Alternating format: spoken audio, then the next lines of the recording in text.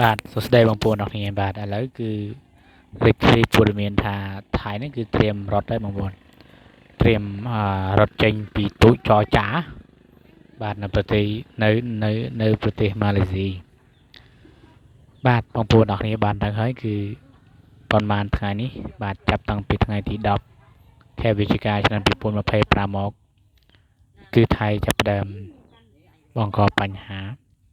ជារឿយបាទដោយមិនឈប់ឈរទេ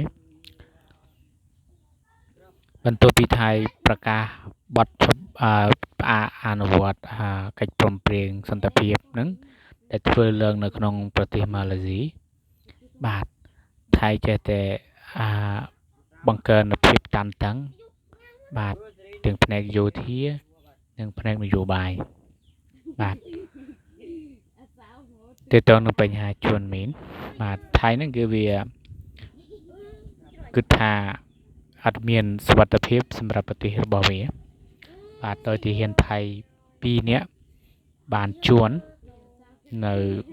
ច្រកព្រំដែននៅច្រកអាន់សេសជួបនឹងខេត្តទី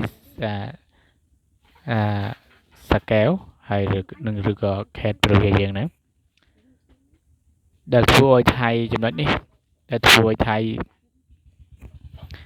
ខឹងយ៉ាងសម្បាហើយរហូតដល់ប្រកាសផ្អាកឈប់អនុវត្តកិច្ចព្រមព្រៀងសន្តិភាពបាទហើយអនុทินក៏បានចូលទៅមើល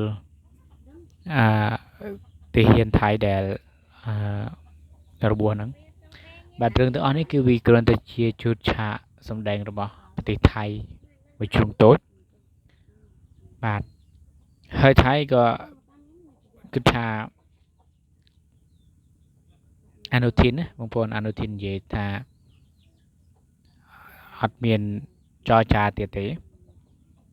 បាទអត់មានចរចាទៀតទេបាទបើសិនជាវាអត់បានប្រសាទតាក្របីវិញបាទអញ្ចឹងថៃក៏ពេលនេះម៉ោងនេះកំពុងតែធ្វើពង្រាយប្រព័ន្ធបាញ់រ៉ុកែតរថក្រោះនិងកងទ័ពនៅតាមបណ្ដោយព្រំដែនដោយកិច្ចវេសពីការចរចាសន្តិភាពនៅប្រទេសម៉ាឡេស៊ីបាទពីព្រោះនឹងបញ្ហានេះបងប្អូននឹងថៃវាគិតអីទេបាទនឹងថៃវាគិតអីទេហើយក៏ក្រសួងការបរទេសរបស់ប្រទេសម៉ាឡេស៊ីបានប្រកាសថាមីនដែលផ្ទុះឡើងហ្នឹងគឺជាមីនចាស់បាទអញ្ចឹងវាធ្វើឲ្យប្រទេសថៃខឹងយ៉ាងសម្បាធ្វើឲ្យប្រទេសថៃហ្នឹងគឺបាក់មុខខ្លាំងមែនតើបាក់មុខខ្លាំងបាទទាំងអ្នកសង្កេតការ AOT ហ្នឹងបាទ AOT ហ្នឹងអ្នកសង្កេតការរបស់ម៉ាឡេស៊ីទាំងខាងថៃទាំងខាងកម្ពុជាក៏សុទ្ធតែនិយាយថាជាមីនចាស់បាទមិនមែនជាមីនថ្មីទេបាទ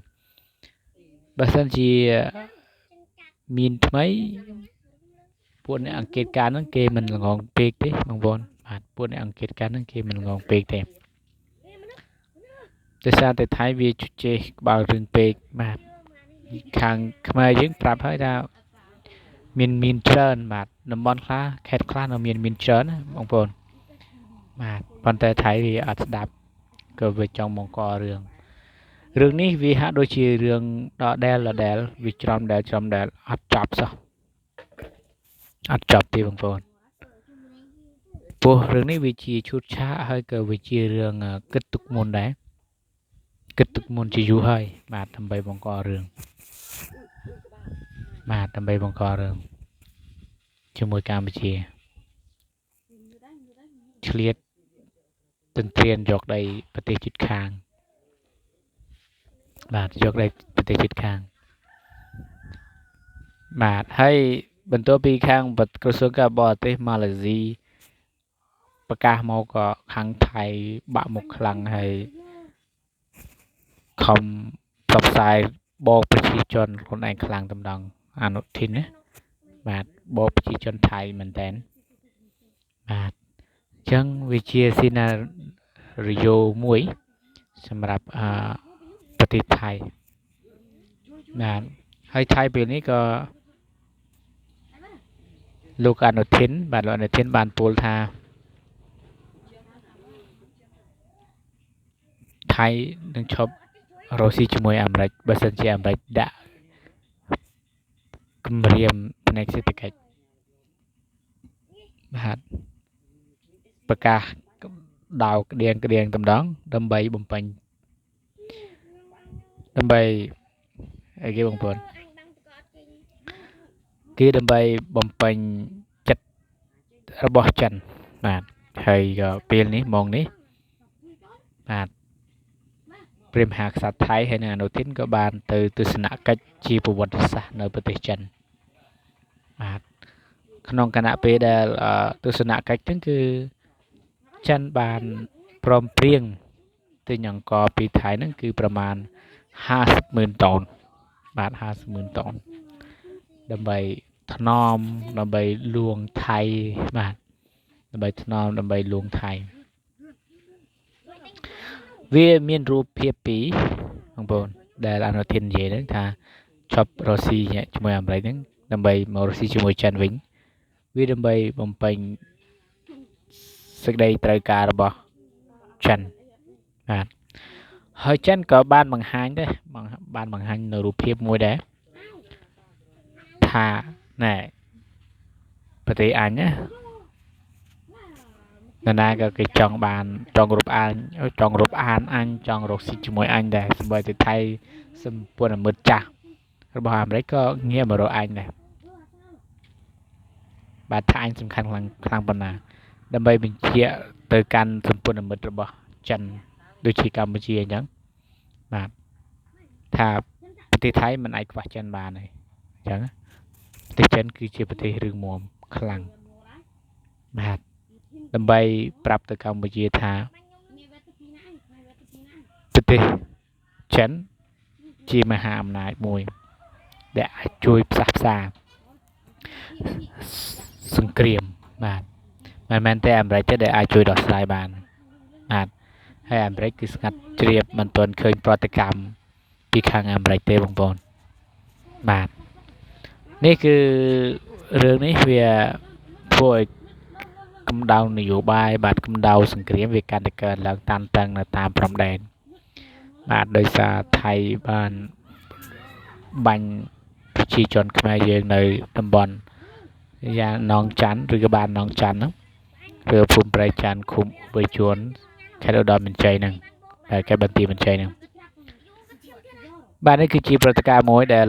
យើងដឹងទាំងអស់គ្នាហើយបាទហើយថៃក៏វាមិនចង់ទៅចរចានៅកូឡាឡំពួរទៀតដែរនៅប្រទេសម៉ាឡេស៊ីទៀតទេបាទព្រោះត្រៀមរត់បាទវាអត់ចង់ជួបទៀតទេព្រោះឲ្យវាថាបើមិនបានប្រាសាទតែក្របីទេវាអត់ចរចាបាទអញ្ចឹងវាមានន័យថាវាត្រៀមរត់រួចទៅហើយបាទត្រៀមរត់រួចទៅហើយបាទបើអត់បានប្រាសាទតែក្របីវិញបាទវាខ្មាស់គេខ្លាំងបងប្អូនជាមហាអំណាចធំទី3នៅអាស៊ានដែរប៉ុន្តែបែរទៅជាចាញ់ប្រទេសតូចតាចដូចកម្ពុជាទៅវិញបាទអញ្ចឹងអាម៉ាស់គេខ្លាំងណាបាទខ្មាស់គេមានទាំងទ្រព្យសម្បត្តិច្រើនហើយអីច្រើនហើយកម្លាំងក៏ខ្លាំងដែរបច្ចេកវិទ្យាក៏ទំនើបក៏នៅចាញ់កម្ពុជាបាទអានេះគឺថៃត្រៀមរត់ទៅហើយបងប្អូនណាត្រៀមរត់ហើយបាទ